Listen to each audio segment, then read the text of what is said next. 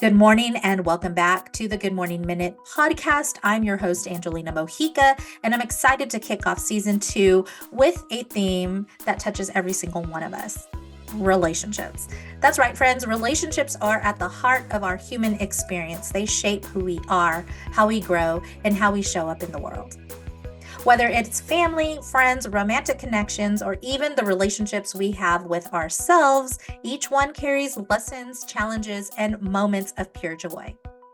This season, we'll sit down with incredible guests who will share their stories, wisdom, and insights on building, nurturing, and even healing relationships.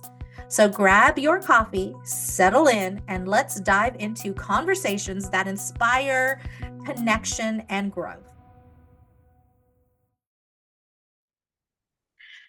Now that we've set the stage for today's conversation on relationships, I'm thrilled to introduce our guest. She brings a unique perspective and a wealth of experience to the table, and I know her insights will leave you feeling inspired and equipped to navigate your own relationships more intentional and with understanding. So please join me in welcoming Jacqueline Williams to the Good Morning Minute podcast. Welcome, Jacqueline. I am excited that you're here. Thanks for having me. Absolutely. And so, like I like to do, is just jump right into it. So let's get started in getting to know you just a little bit more. Tell us a little bit about yourself and what interests you in today's topic. Well, my name is Jacqueline Williams. I am an author. I am a podcast host, and I am an intercessor, and I am a messenger for Christ.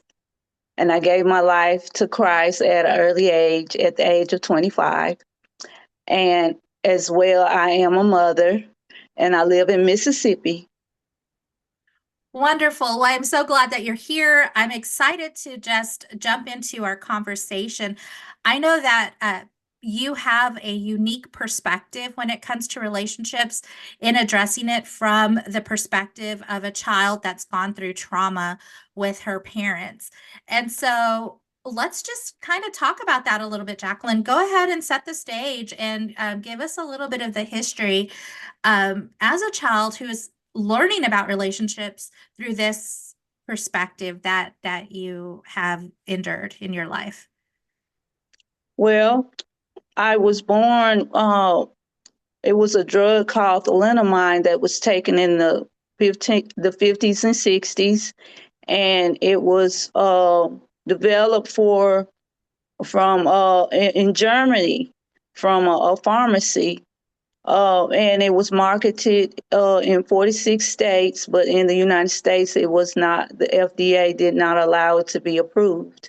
And so my mom and my father, they met, and they got married, and my mom got pregnant, and she had a very bad, severe case of nausea, morning sickness. And so she went to this clinic, and they prescribed to her the drug called thalidomide. And so when I was born, my feet was turned backwards, and my mom had to place me on a scooter because of my legs and my feet.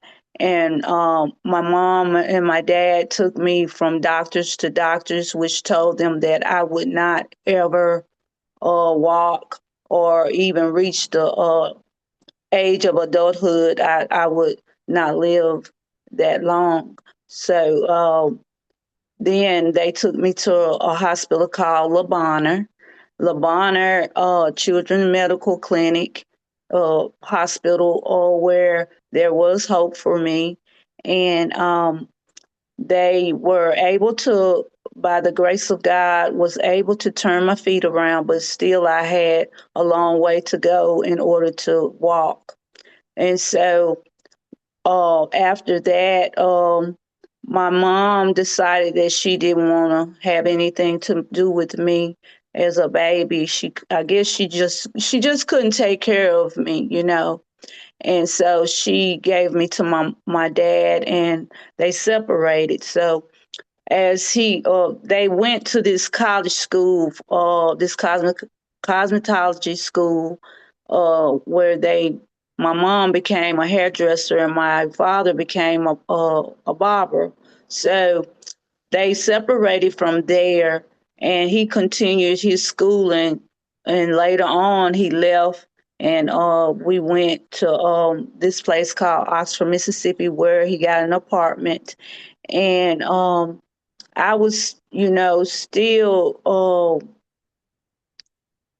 with my legs. I couldn't really walk that well, so I'm just kind of summering up a little bit where I had to, when I did become to, was able to walk, I was on crutches and braces.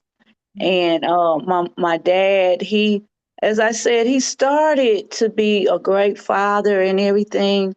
He couldn't drive himself, so he had to have somebody to take me back and forth to the hospital and doctor office, which was about an hour and 30 minutes away.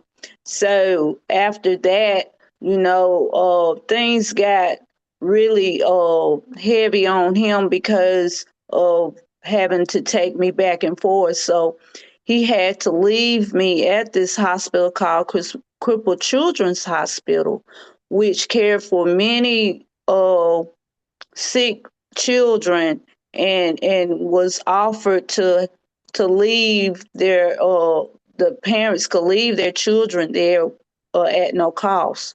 So he had to leave me there, and I was among strangers and doctors and nurses, which took good care of me.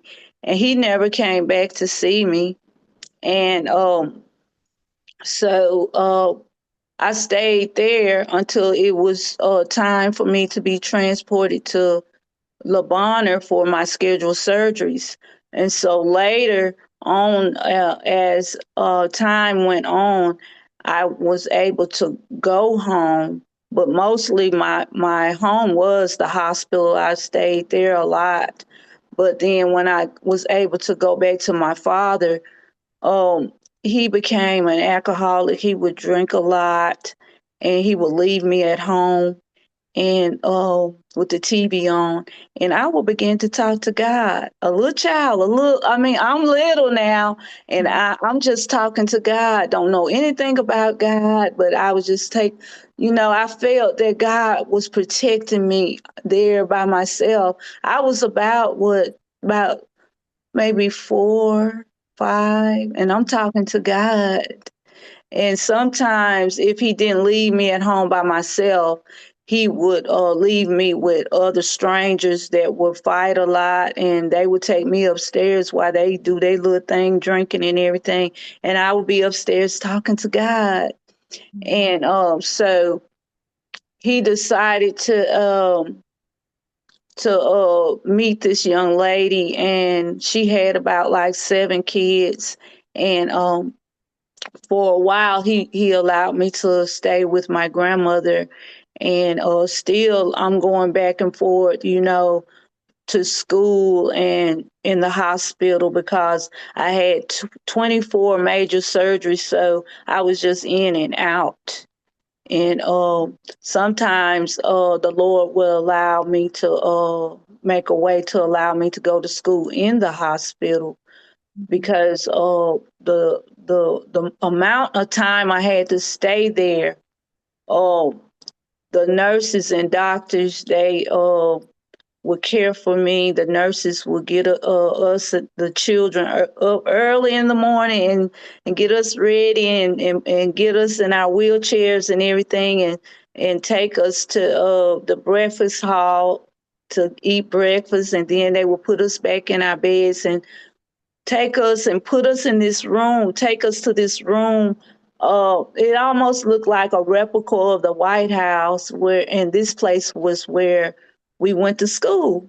And so after I stayed there a while, I went back to my father, and he was wanted me to stay with him now, because my grandmother, she could no longer take care of me because she had cancer. And so I started staying with my father, and that's when the abuse really got worse. When I came home every day, he would beat me every day. He would meet me at the door. He would beat me just for nothing, no reason.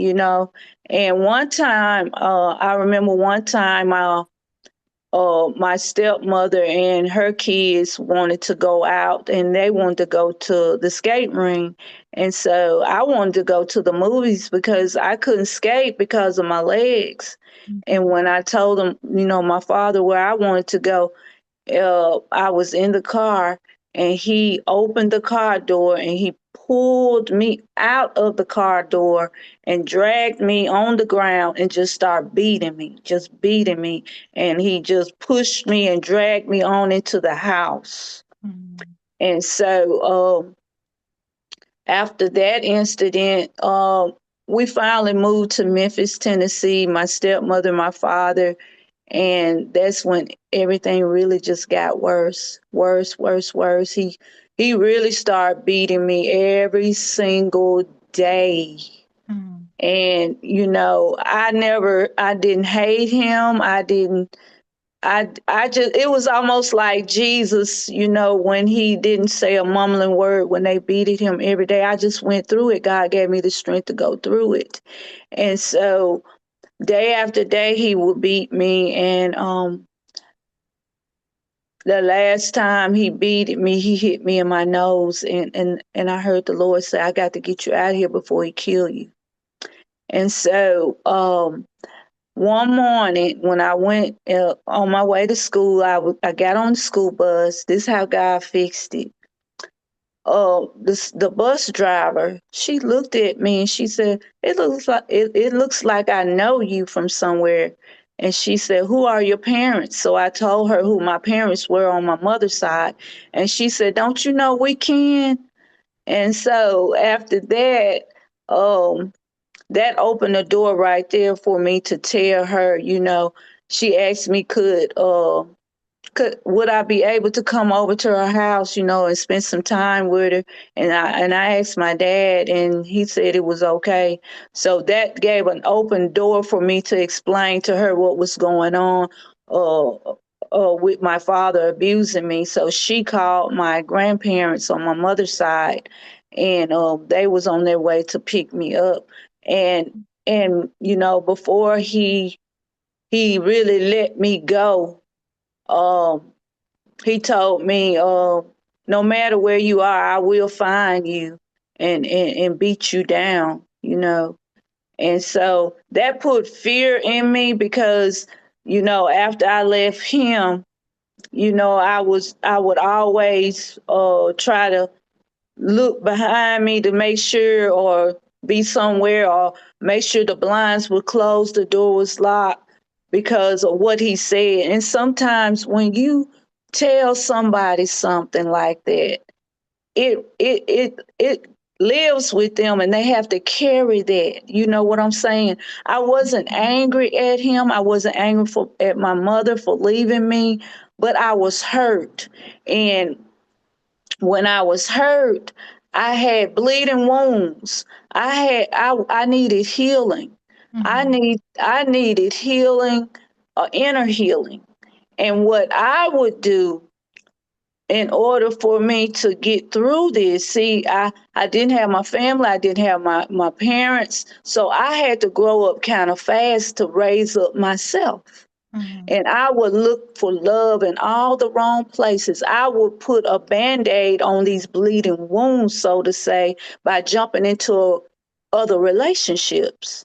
To say this is gonna make it comforting, it's gonna make it better if I go into this relationship right here. So I jump into relationships, and the patterns of abuse that my father was doing to me, it fell into these relationships with guys that I was dating.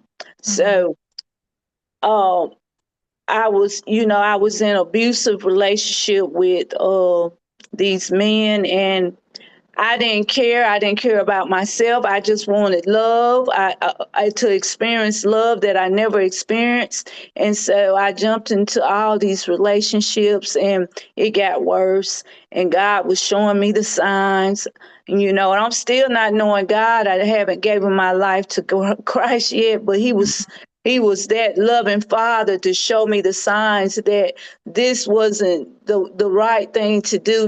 This is going to happen. One incident with this guy, he was so drunk, and that I was dating, and he was a person that had just came out of war, so he had relapse, Mm, and he had a gun in his hand, and he was just waving it. He was just waving it and talking. We at his house, and after he's waving it and talking, it looked like I just started speaking in tongue. It was just coming out, and he was saying, "Stop, stop, stop," but I couldn't stop. And so this was my first time having an encounter with an angel. mm, The angel of God restrained this man. He couldn't talk, he couldn't walk, he couldn't move, and God was telling me to get out of there, you know. And so I got out of there. And so after that, God was in all these relationships, and that didn't stop me. I was continuing just trying to find love in the wrong places with different relationships, trying to uh, heal these bleeding wounds and a hurt heart. But mm, one day, God was telling me, He said, "Jackie, nobody can love you like I can." And that opened the door right there. I just let everything go, and I left. I gave my life to Christ right there, because that's what I was searching for. I was mhm, searching for love in the wrong places, because I couldn't find it in my family. They wasn't there. My mother, my father wasn't there. So I was trying to find it in either friendship, which when I had friendship, different friends, they would take advantage of me. And when dating guys, they will take advantage of me. If they wasn't physically abusing me, they were abusing me mentally. mm, So I gave my life to Christ, and I said, "Okay, you saying that nobody can love me like you can love me." So I just let everything go, and God began to remove people out of my life that I chose. Sometimes we choose these people in our lives.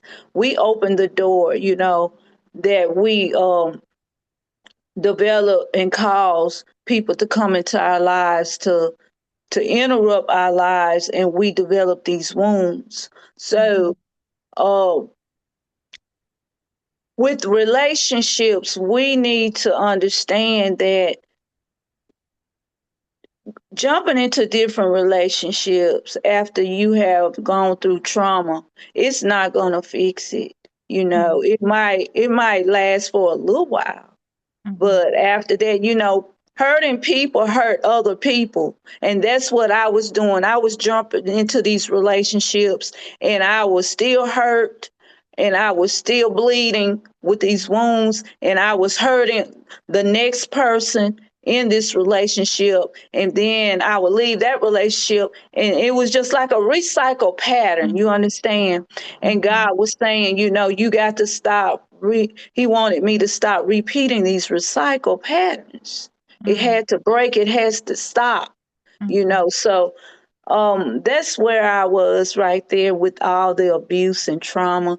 But once I gave my life to Christ, I allowed Him. See, we got to allow Him to heal us. I mhm, allowed Him to heal me, to heal those wounds, though He give me an inner healing, and not only to heal me, but to deliver me. You see, a person can survive a thing, but still have injuries. And that's the mhm, way I was. I survived it, but I had injuries, I had hurt, I had bleeding wounds. And until I gave my life to Christ and was able to conquer it, and with mhm, His strength, then I was be able to become that overcomer in Him. mhm, mhm. And you have such a powerful story. I mean, you're talking about broken relationships from the time of inception. Like you had a mother who abandoned you, and, for whatever reasons that happened, and a father who wanted to take on that responsibility, but then as time progressed, realized he just wasn't equipped. And you endured so much at such a young age. And these are your foundational relationships. These are the ones that pave the way. And you very well outlined the toxic patterns that you picked up from just knowing your father and implementing those into your romantic relationships. So that abuse was still there, that verbal abuse was still there, all of those hurts were still there. And in all of this mess, I also hear a very blessed relationship, and that's your relationship with God. I hear this evolving relationship because you said in your story earlier, you were young and alone in that apartment, didn't know anything about God, but you were speaking to him because I'm a believer that we just instinctually know of God. So, we reach out, we cry out and things like that. And this relationship was kind of just your strength with God. This relationship you had with God was your strength that helped you overcome so much more in your young adulthood. So how do you keep cultivating that relationship? Because I know that you said he's set you free, you're an overcomer now. But what were some of those things that you had to really let go of? Because I mean, patterns are habits.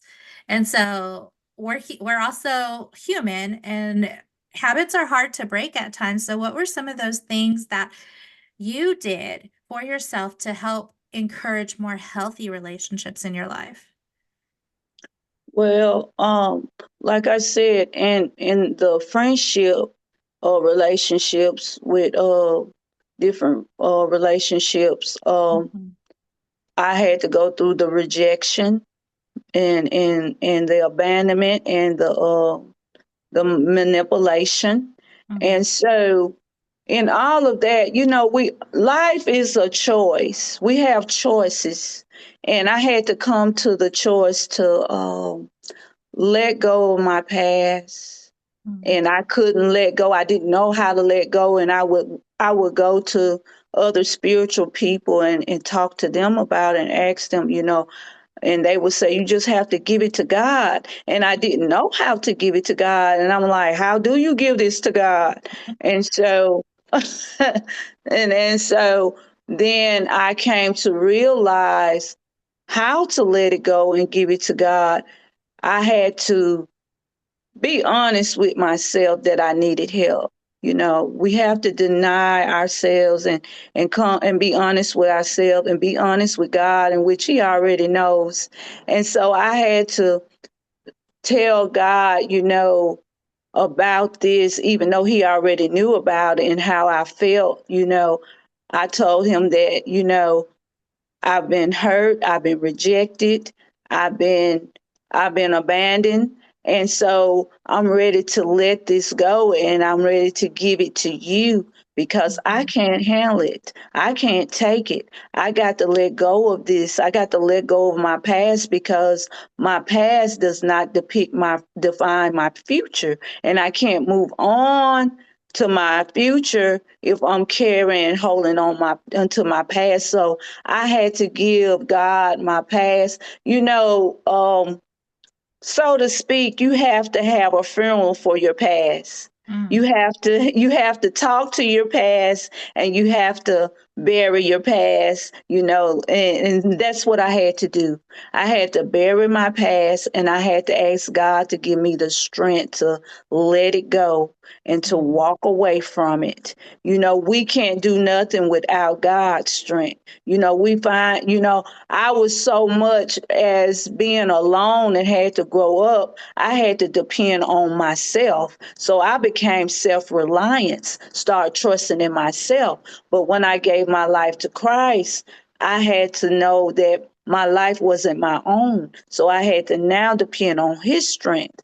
So Mhm. I had to uh, tell God, it's time for me to let this go.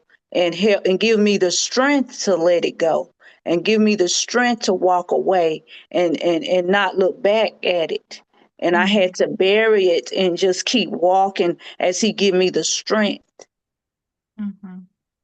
And when you talk about this burial, this almost a ceremony of I'm releasing myself from the things that hurt me, that's an emotional release. You're detaching emotionally from the past that holds you captive. And I just appreciate how vulnerable you're being. Was that what it was for you too? Was that what it was for you? Just allowing yourself to be at an emotional peace so that you can continue to move forward in your healing journey? Yes, that's what happened. God had gave me. He gave me the strength, and Mm, then he began to heal me, and then he gave me a peace. mm, And when he gave me those, that's mhm, when I began to move on and not look back, you know. And see, when you are on in this position and in this situation, you have to allow God to come into your life and take over mm, and give you that peace and give you that strength and that healing. And see, we have a tendency to find the peace and the strength and the healing and so many other things, substitutes. Shopping, that could be one. Drinking, smoking, sex. mhm, And like I was, looking for loves in the wrong places with guys, different things, the substitute. But nobody can fill that empty void but God, and nobody can give you that inner healing but Him.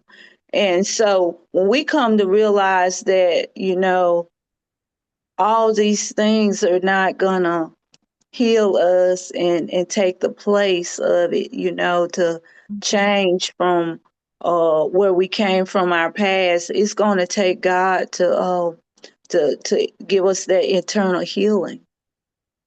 And I like that you're mentioning a healing process because you have to do internal work, and that means taking a step back from that pattern because you're trying to change the trajectory of your life. You're trying to change your future, and implement some healthy habits. But in order to do that, you have to, like you said, release what was hurting so that you can put good, healthy habits in place, and so that you aren't leaning on the other things just to fill a void within yourself. Uh, how is that healing journey, like that process for you? How was it? Because as human beings are, we like to just go back to what's comfortable. I know what this is, I know what the patterns of abuse is. It's something I'm familiar with. It's normal, it's been normalized over my childhood. I'm used to this. It's kind of a comfort zone. Um, to step out of that and take that leap of faith, take that leap of faith into something that you have no idea of in regards to healthy relationships. You don't, or friendships or whatever. It's almost a new thing to you because it was never exampled for you as you grew up. What was that So process? that process comes in where fear is there. You're afraid to step out because of the unfamiliar. You understand? And Mhm, so you want to stay in that comfort zone because that's all you know. But see, that's when you know you have to have the faith to trust in God, because mhm, we're not going to, like you said, we're human, and we're not going to be able in our own strength to do it. We want to just stay there. That's mhm, it feels safe. It feels too comfortable. And so um this is what God did for me. He interrupted my plans for his plans. God mhm, has a perfect plan for us, and he knows the plans that he has for us. So he will interrupt our plans, even though it feels comfortable, it feels familiar, and mhm, we know that's all we know. And because he loves us that much, and he wants to see us in healthy relationships and in healthy places. And so he interrupted my plans, the way I was going. He had another direction for me. So in order for you to step out and see, that's where God's word come in. See, I had to stay in his word, stay in his presence, pray, and prayer and staying in his word and worshiping him and being in an atmosphere where other believers are, that because that's where you get your strength. You get your strength in his word, what his words say. If you need strength, he got, everything we need is in the word. If we need strength, look for strength scriptures. If we need peace, look for peace scriptures. You have to feed the word in you so you will be able to have the strength to be able to go on with your life and move forward and not look back at the past and try to open the door to the past and relive it. We don't need to try to relive the past because it's dead. We can't go back there because we wouldn't be able to fit. If I wouldn't be able to fit right now in my past because I have moved too far. God has moved me on too far to another level, to another place. And so it has to start with you asking God to help you uh to overcome the fear, the anxiety, and to be able to move on. See, once you take the first step and ask God to help you, once you take the first step, and then he'll be able to help you from there to move forward. Because see, he doesn't allow us to stay in a place where we will be too familiar, but he gives us a free will and a choice. And we got to make the choice. He's already made the way for us, but we got to have the choice and a changed mind. Your mindset has to be shifted and changed as well. And see, if your mindset is not changed, then that's all you're going to see is the familiar. You understand? And that's the only place you will want to stay. That's such good advice. And I mean, you're so right. The truth will set you free, and the renewing of your mind will renew your spirit to renew your life. Because God wants nothing but hope and a future for you, for sure. And I appreciate you, Jacqueline, because I have such a similar story when I too hit that rock bottom and realized that the only way was His way. So I would like just to kind of wrap up with a final question or thought. What kind of advice would you give your younger self? My advice is to just, no matter what did take place, because as we even though uh you have I have overcome, Mm-hmm. there's still going to be life challenges. Mm-hmm. And so when those challenges come, I know I have the greater one that lives on the inside, that's greater than the whole world. And Mm-hmm. he gives me the strength, to be able to overcome that. Anything I face, I can overcome it through him. Only in his strength, not in my strength. And so I keep my faith knowing that I have a heavenly father that loves me, and he's my father, a father that I never had in my own father. The things I looked into my own father for God, it's in God. And I trust him because he loves me with an unconditional love, an everlasting love, and I can trust him because as I was going through all of that, I had a thing where I really didn't trust nobody, you know. I Mhm. had a lot of things going on, you know. I wasn't angry. Like I said, it was mostly hurt. And I had to let all of that go. I had to let all that hurt go. I had to let everything, you know, go, trusting, distrusting. And God gave me all that in Him, let me know that I can trust Him because He's not a man that He should lie, you Mm. know. And so I just keep my faith in knowing that God is there if nobody's not there. And He's there to protect me. And and and and that's just good to know that, you know, I'm finally at peace where I can finally rest in Him. So you gotta find your place and rest. It's so much out there in the world that we think that's happiness, and we can find love and rest. And after we don't come out of one bad relationship and jump into another, whoo, I'm free now. But no, there's something going on right here. And sometimes God allowed things to happen so we Mhm. can everything turns and point us back to Him. Mhm. So we'll know that He is the only one thing that can give us everything that we need. Peace, love, joy. Is, you know, all this out in the world is only temporarily, but his love and peace is eternal. And can I also say this? I got a book. It's Overcomer on Instagram. I mean, excuse me, on it's available on Amazon, and Yeah, yeah. it Where tells else? Go ahead. it tells everything about my life story, how I overcome, and it displays the power of God in my life as well. That's awesome, Jacqueline. And let's say that we have viewers that would like to maybe get in contact with you. We can get your book on Amazon, Overcomer.